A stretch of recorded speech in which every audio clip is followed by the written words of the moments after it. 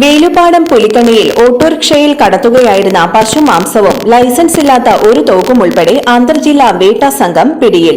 Pulikkanni, നടാമ്പാടം, Varantharappilly Pound, Palakkad, Thiruvegappuram സ്വദേശികളാണ് പിടിയിലായത്.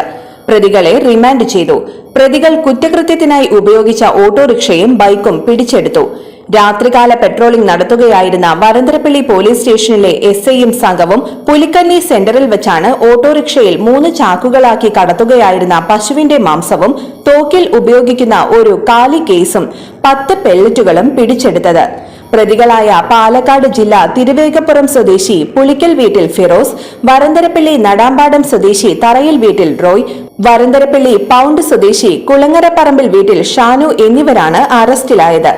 മാംസം വന്യജീവിയുടേതാണോ എന്നറിയുന്നതിനായി പാലപ്പള്ളി ഫോറസ്റ്റ് ഓഫീസിലെ deputy range officer Unnikrishnan, beat forest officer Dileep T Govind, forest watcher Muhammad Hakeem എന്നിവർ പരിശോധിച്ചതിലാണ് പശുവിന്റേതാണെന്ന് കണ്ടെത്തിയത്.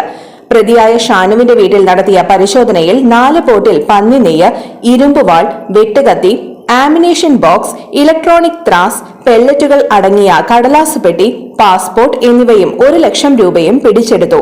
പാലക്കാട് ജില്ല തിരുവേങ്ങപ്പുര കൈപ്പുറം സ്വദേശി കോഴിക്കാട്ടിൽ വീട്ടിൽ അബു താഹിർ എന്നയാളുടെ നിർദ്ദേശപ്രകാരമാണ് ഫിറോസ് മൃഗവേട്ട നടത്തുന്നതിനായി വന്നത് എന്ന് വിവരം ലഭിച്ചത് പ്രകാരം അബു താഹിറിന്റെ വീട്ടിൽ നടത്തിയ പരിശോധനയിൽ 1 തോക്കും 40 പെല്ലറ്റുകളും പിടിച്ചെടുത്തു.